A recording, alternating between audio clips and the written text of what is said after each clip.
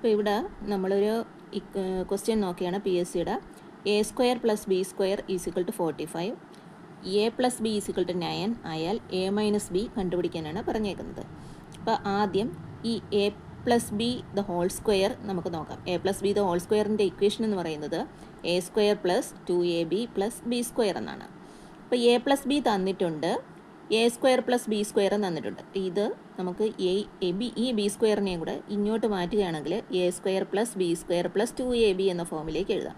അപ്പോൾ A + B എന്ന് പറയുന്നത് 9 ആണ്. അപ്പോൾ 9ൻ്റെ സ്ക്വയർ + 9ൻ്റെ സ്ക്വയർ = A² + B² എന്ന് പറയുമ്പോൾ തന്നിട്ടുണ്ട് 45 + 2AB. അപ്പോൾ ഈ 9² 81 = 45 + 2AB. 81 മൈനസ് ഇത് 45നെ ലെഫ്റ്റ് സൈഡിലേക്ക് കൊണ്ടുവരുമ്പോഴത്തേക്ക് 81 - 45 = 2AB. ഇവിടെ ആൻസർ 36 എന്ന് വരുന്നു. അപ്പോൾ 2AB എന്ന് പറയുന്നത് 36 കിട്ടിക്കഴിഞ്ഞു. ഇപ്പോൾ നമുക്ക് കണ്ടുപിടിക്കേണ്ടത് A - B ആണ് ക്വസ്റ്റ്യൻ കണ്ടുപിടിക്കാൻ തന്നേക്കുന്നത്. അപ്പോൾ ആദ്യം A - B ² = A² - 2AB + B² ആണ്. അപ്പോൾ ഇതിനകത്ത് നിന്നും നമുക്ക് A² + B² ഇവിടെ തന്നിട്ടുണ്ട്. അതുപോലെ തന്നെ 2AB നമ്മളിവിടെ കണ്ടുപിടിച്ചു. അപ്പോൾ അതിൽ ആ രണ്ട് പദങ്ങൾ നമുക്ക് കിട്ടിക്കഴിഞ്ഞു. അപ്പോൾ അത് വെച്ച് നമുക്ക് A - B കണ്ടുപിടിക്കാൻ പറ്റും. A² + B² = 45 മൈനസ് 2AB എന്ന് പറയുന്നത് 36. അപ്പോൾ A - B ² ഇത് രണ്ടും കൂടെ മൈനസ് ചെയ്യുമ്പോൾ 9 എന്ന് കിട്ടുന്നു. അപ്പോൾ A - B എന്ന് പറയുന്നത് 9ൻ്റെ റൂട്ട് എന്ന് പറയുന്നത് 3 ആണ്. അപ്പോൾ A - Bയുടെ ആൻസർ എന്ന് പറയുന്നത് 3 ആണ്. അപ്പോൾ ഇത് മനസ്സിലായി കാണുമെന്ന് വിശ്വസിക്കുന്നു. ഇനി അടുത്ത ക്വസ്റ്റ്യനിലേക്ക് നമുക്ക് പോവാം.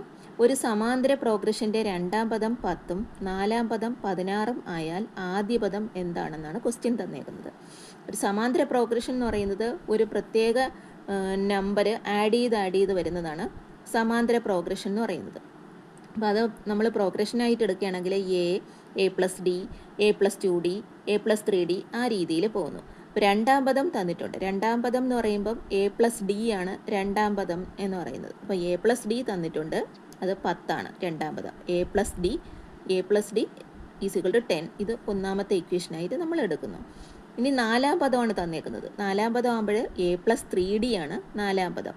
A + 3D = 16 എന്ന് തന്നിട്ടുണ്ട്. അപ്പോൾ അത് രണ്ടാമത്തെ ഇക്വേഷനായിട്ട് എടുക്കുക.